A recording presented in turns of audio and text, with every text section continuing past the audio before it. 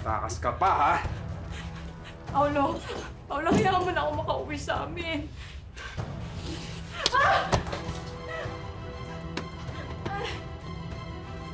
Dito ka na lang dahil wala ka ng pamilyang babalikan.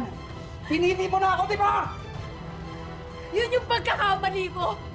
Pinagpalit ko yung pamilya ko sa demonyo! Ha? Demonyo pala, ha? Ha?